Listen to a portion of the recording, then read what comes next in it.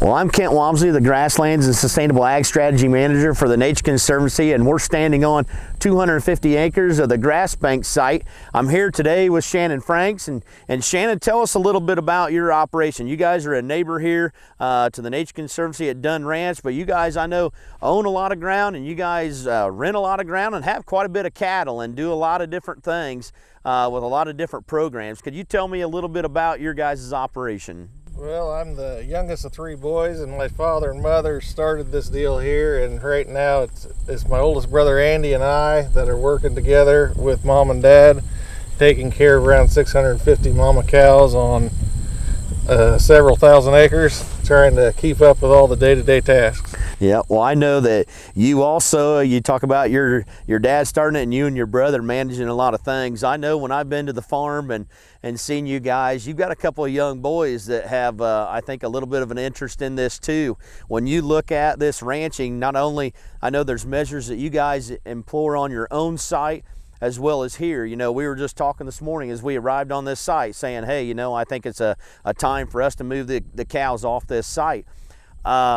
Looking at things long term and looking at sustainability, I'm sure that those young boys are in the back of your mind as well, thinking, you know, for the family tradition to continue, but also managing the land and the landscape that you guys operate your cows on, you know, managing that sustainably as well. Could you speak to some of that?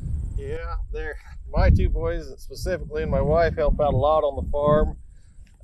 They're there on the weekends and after school and all through the summer. The better job that we can do taking care of the ground and producing the best grass we can for the cattle that we have, hopefully the more profit we can bring in at the end of the day, and we can continue this for generations. Yep, and I know this effort here on the Grassbank, you know, you were it was slated for 100 head of cows to come on. We didn't have the temperatures early in the year to have a lot of enough vegetation or enough forage there for them to graze. So your springtime window was shortened by about a month. You know, you were able to bring some more cattle on site, but you didn't feel like that was too feasible to bring them on there. So this is a great balance. I mean, the Nature Conservancy, you know, we're getting into this sustainable agriculture. We worked in the world of some soil health and row crop stuff for a while, but now we're really, you know, coming into this ranching world. And one of the things I'm wanting to do is here on the Dunn Ranch site is, you know, utilize cows grazing and working with neighboring ranchers like yourself and utilizing grazing as a tool, you know, utilizing that out there early season, you know, having those cows on site to really eat a lot of the fescue later in the season, you know, eating the warm season grasses, but also developing some of that patchiness of structure. I don't want each and every acre here of this 4,000 acre complex of Dunn Ranch to look the same. And I also want to be leveraging this land and working with neighboring ranchers like yourself. So as part of the effort here on the Grassbank, it's not you exchanging dollars with me, Shannon. It's you doing some conservation measures and sustainable ranching measures on your own land.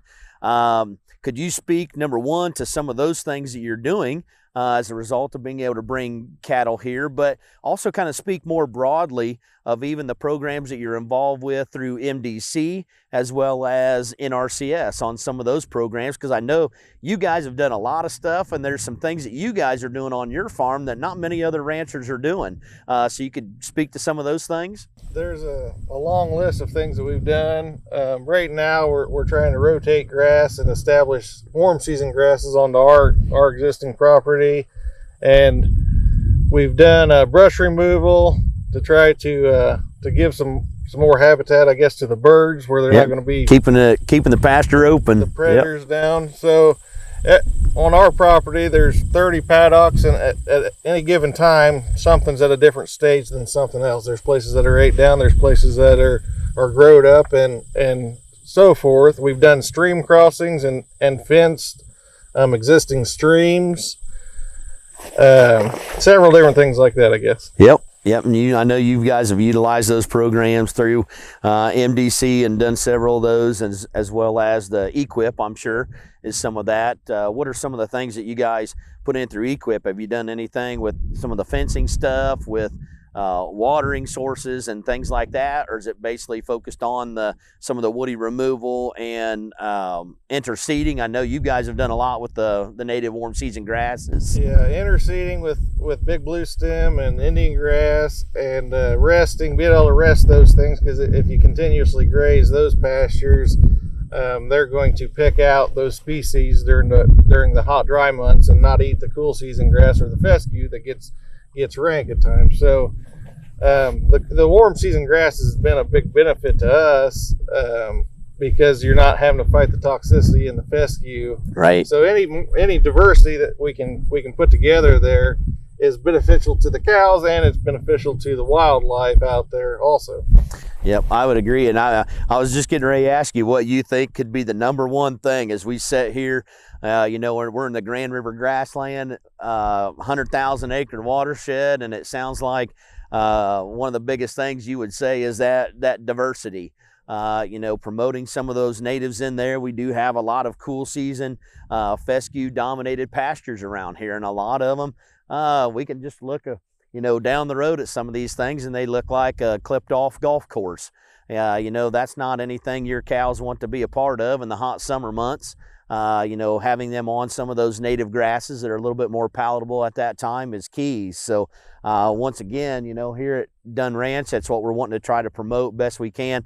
Not only just diversity in terms of wildlife that can utilize the site, but also diversity of species and that patchiness and heterogeneity of structure out here. You know, you look across the road and some of the other parcels we have, it's thicker than a wicker basket, and you can't hardly walk through some of that stuff. I hate to think what a little prairie chicken or something like that can be, to where we get in areas like this. Yeah, it's more open, but I think in the grand scheme of things, it is giving us that patchiness of structure that we so need here on this site. And I'm looking forward to the effort working alongside you guys. You know, we're no experts in the ranching world, but I'm wanting to learn more on how we can actually utilize our land and take advice from you and others around to say, hey, you know, could we look at these kind of grazing windows here on site that's going to be beneficial for the cows, but also beneficial for the prairie. And, you know, if we can't,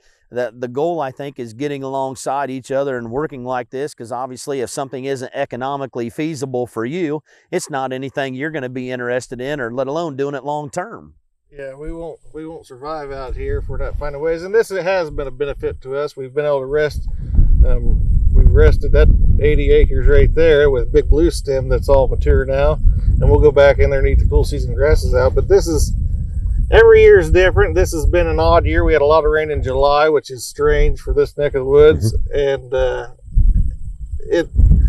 to see what we can do in the future, it'll be interesting to see, because this was our first year of trying to manage a property of this size in one continuous piece with any given number of cows or whatever. So it'll be interesting to see what we can do in the future. Yep, and I know the goal moving forward as we work with MDC through the wildlife diversity funding here on this particular site, you know, is to get some things like some of the electric fence that we might be able to run across here and divide up some of this stuff, and maybe key in on some areas that we really want to do some rotation back and forth, concentrate stuff, so we do, you know, further diversify this side here within that 250 acres, because that's the goal of it, and it'll be a work in progress, and we'll see what Mother Nature handles us, and we'll adapt to it best we can. You bet.